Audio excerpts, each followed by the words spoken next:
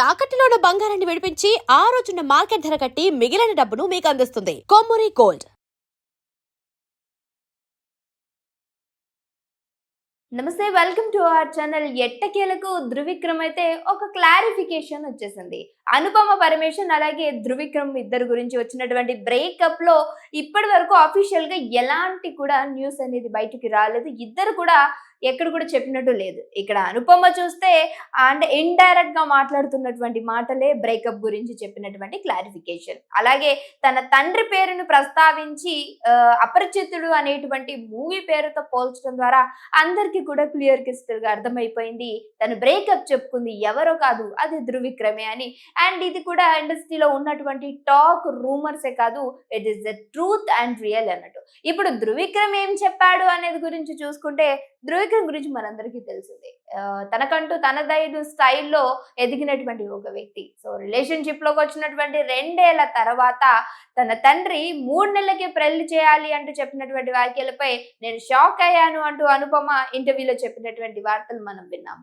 దాన్ని ఇప్పుడు చూసుకుంటే ధృవిక్రమ్ చెప్పినటువంటి ఏదైతే ఉందో, ఇలాంటి కామెంట్స్, ఎలాంటి నెగిటివిటీ ఈ నటీనటులకు రావడం అనేది చాలా కామన్. ఇదేమి అరుదుగా జరిగేటువంటి సంఘటనలు కాదు, ఇట్స్ కామన్ థింగ్. కాబట్టి నేను దీని గురించి పెద్దగా పట్టించుకోవాలి అనుకోవట్లేదు. నా మీద నెగిటివిటీ చల్లేంటి వల్ల వాళ్ళకి, సో అది వాళ్ళ ఇష్టం అనే విధంగా మాట్లాడినటువంటి తీరు ఇప్పుడు ఇద్దరి విషయంలో చర్చానీయాంశంగా మారింది. ఎస్, ఇద్దరు కూడా ఒకరి నుంచి ఒకరు ఫేసింగ్ అనేది, డైరెక్ట్ గా ఫేసింగ్ అనేది లేదు, ఇండైరెక్ట్ గానే ఫైటింగ్ చేసుకుంటున్నారు. అదే క్రమంలో ధృవిక్రమ్ ఇప్పుడు రీసెంట్ గా ఒక స్టేటస్ ని పెట్టారు. అందులో వచ్చినటువంటి ఏదైతే మాటలు ఉన్నాయో, తను రాసినటువంటి క్యాప్షన్స్ ఉన్నాయో, తను చెప్పినటువంటి మాటలు ఏవైతే ఉన్నాయో అన్నీ కూడా ఇండైరెక్ట్ గానే తను ఇచ్చినటువంటి కౌంటర్ కి, తను ఇచ్చినటువంటి స్టేట్మెంట్ కి రెండు కూడా మ్యాచ్ అయినట్టు తెలుస్తుంది.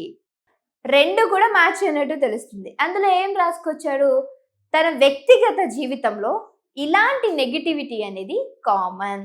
అది ఏ యాక్టర్, యాక్ట్రెస్ ఎవరికైనా సరే ఖచ్చితంగా ఈ నెగిటివిటీ కామన్ గానే ఉంటుంది. అది లవ్ గురించి ఆర్ పర్సనల్ లైఫ్ గురించి, ఏ విషయంలో అయినా పోక్ చేస్తూ లేనిపోని మాటలు మాట్లాడే వాళ్ళు ఖచ్చితంగా ఉంటారు.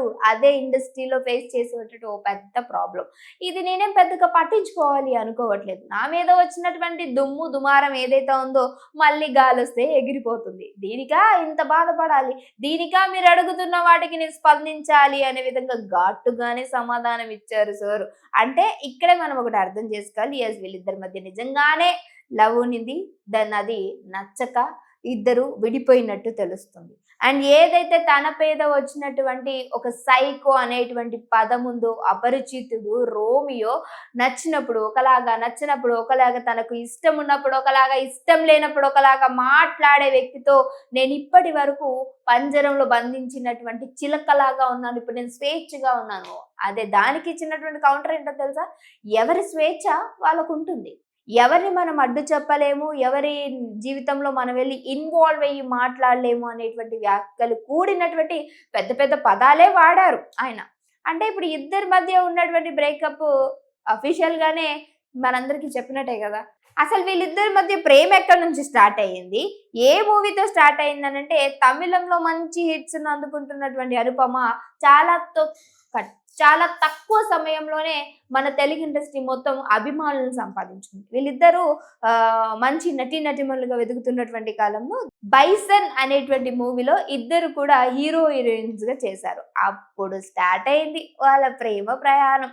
ఆ ప్రేమ ప్రయాణం కాస్త 2 ఏళ్ళు అటు అప్ డౌన్స్ అందరి లవ్ లో ఉంటుంది అండ్ అందరి రిలేషన్షిప్ లో ఉంటుంది. కానీ వీళ్ళిద్దరిది మాత్రం కొంచెం విభిన్నంగానే ఉంది అంటూ అనుపమ గారు తన ఇంటర్వ్యూలో అలాగే తన పోస్టుల్లో చెప్పుకొచ్చారు. ఒక సైకోతో ఉన్నాను, ఒక అపరిచితుడు లాంటి క్యారెక్టర్ తో ఉన్నాను, తను చూపించే ప్రేమ ఏదైతే ఉంటుందో ఆ ప్రేమకి మిస్మరైజ్ అయిపోతాం మనం. కానీ అంతే ఫ్రాక్షన్ ఆఫ్ సెకండ్స్ లో అసలు ఇంత ప్రేమ చూపించినటువంటి వ్యక్తి ఈయనేనా అనే విధంగా మారిపోతుంది. అలాంటి వ్యక్తితో మనం లైఫ్ ఎలా లీడ్ చేస్తామని అడిగింది. అండ్ తన గురించి చెప్పుకొచ్చింది, పేరును ప్రస్తావించకుండా. ఇక్కడ కూడా త్రివిక్రమ్ అంతే తెలివిగా పేరును ప్రస్తావించకుండా తను మాట్లాడిన ప్రతి ఒక్క మాటకి కౌంటర్ అటాక్ ఇచ్చాడు. ఇది ఇండస్ట్రీలో అంత అరుదుగా జరిగేటువంటి ఘటన ఏం కాదు. It's a common thing. వాళ్ళు వాళ్ళ మీద వేయడం, వీళ్ళు వీళ్ళ మీద వేయడం, ఇది కౌంటర్ అటాక్‌లు ఇచ్చుకోవడం, ఇది ఎక్కడికో వెళ్ళడం, వీళ్ళ మధ్య జరిగినటువంటి ఏదైతే ఉందో అఫీషియల్‌గా అనౌన్స్‌మెంట్ వీళ్ళకి వీళ్ళే ఇండైరెక్ట్‌గా చేసేసుకుంటూ ఉంటారు. అలాంటి ఒకటే ఈరోజు 'త్రివిక్రమ్' కూడా ఇచ్చాడు. మీ అందరికీ ఉన్నటువంటి డౌట్ బహుశా క్లారిఫై అయినట్టుంది. సో, ఇప్పుడైతే అనుపమ తన బిజీ షెడ్యూల్‌లో బిజీగా ఉంది. అండ్ తర్వాత ఏదైతే తన కొన్ని మూవీస్ హిట్ అవ్వడం, ఆ తర్వాత ఇప్పుడు అప్ అప్స్ అండ్ డౌన్స్‌గా అనుకోవాలా? లేదు అనంటే ఎలాంటి సక్సెస్ రేట్ లేని మూవీస్ చేస్తుందా? లేదంటే ఆ మూవీసే ఫ్లాప్ అవుతున్నాయో తెలీదు కానీ, సో కొన్ని అప్స్ అండ్ డౌన్స్ అయితే తను ఫేస్ చేస్తూ ఉంది. ఆ ఫేజింగ్‌లోనే ఉంది. ఇటు 'భోగి' అనే మూవీని అనుపమ చేయబోతూ ఉన్నారు. సో అది కూడా తెలుగులో రాబోతుంది. ఇంకా అటు 'త్రివిక్రమ్' కూడా తన మూవీస్‌లో తను చాలా బిజీగా ఉన్నట్టు తెలుస్తుంది. అండ్ ఇద్దరి మధ్య వచ్చినటువంటి వ్యాఖ్యలు ఏవైతే ఉన్నాయో ఆ మధ్య సోషల్ మీడియాలో బాగా వైరల్ అయినవి మనం కూడా చూసాము. సో ఇప్పుడు వీళ్ళిద్దరు నిజంగానే ఇంక అఫీషియల్‌గా కలవరా? వీళ్ళిద్దరు పెళ్లి చేసుకోవట్లేదా? అనేది అయితే చాలా సస్పెన్స్. బట్ ఎట్టకేలకైతే ఇద్దరు కూడా ఒక క్లారిఫికేషన్ అయితే ఇచ్చేసారు. ఇద్దరికి సెట్ కాదని. అనుపమ అయితే చాలా క్లియర్ క్రిస్టల్‌గా చెప్పేసింది.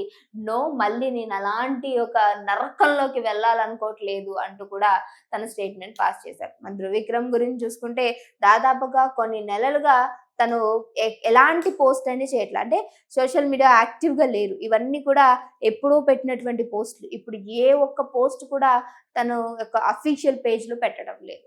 సో ఇక్కడే తెలిసిపోతుంది వాట్ హ్యాపెనింగ్ అనేది. మరి ఆయన ఇచ్చినటువంటి క్లారిఫికేషన్ మీకు కూడా సరైనది అనిపిస్తుందా? మస్ట్ అండ్ షుడ్‌గా ఇద్దరు ఫ్యాన్స్ అసెంబుల్ హియర్ ఖచ్చితంగా మీరు కామెంట్ చేయండి.